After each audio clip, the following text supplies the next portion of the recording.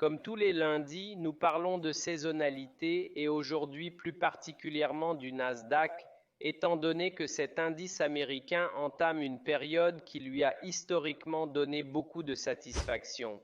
Nous sommes ici sur la page d'accueil du forecaster et nous allons choisir le Nasdaq et par défaut la saisonnalité à 5 ans apparaîtra qui est la meilleure pour rechercher des tendances.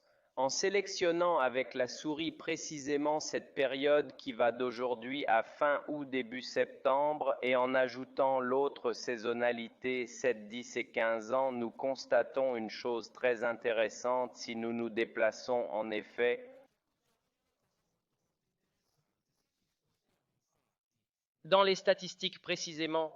Nous constatons que cette période a été haussière dans 100% des cas au cours des 5 et 7 dernières années, dans 90% des cas au cours des 10 dernières années et dans 80% des cas au cours des 15 dernières années. Bien entendu, les statistiques sont également confirmées par les statistiques individuelles pour les différentes années que nous trouvons dans la partie inférieure. La saisonnalité parle d'elle-même. Alors passons maintenant au graphique pour voir si l'analyse technique soutient ou non cette vision haussière du marché. Nous voici sur la plateforme de trading où nous avons précisément l'indice Nasdaq sur notre graphique. Je vous rappelle que ce que vous venez de voir est la plateforme du broker Kimura Trading régulé en Europe. Si vous voulez essayer un compte démo ou ouvrir un compte réel pour commencer à trader immédiatement, vous pouvez le faire depuis la page d'accueil du broker kimuratrading.com grâce à l'un de ces deux boutons en haut à droite. Sur le graphique, nous voyons que la tendance est absolument haussière. Il n'y a aucun doute à ce sujet en ce moment et nous sommes également très proches de certains niveaux très importants.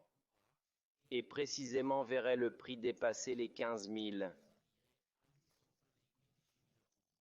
Il est très intéressant de noter que depuis plusieurs semaines, le sentiment est absolument négatif sur cet indice. Actuellement, 87% des traders sont positionnés à la baisse, ceux qui, comme le savent ceux qui suivent les investissements dans les dot-bits depuis un certain temps, est une très bonne indication haussière. Depuis, très souvent, c'est exactement le contraire qui se produit par rapport à la position de la plupart des traders.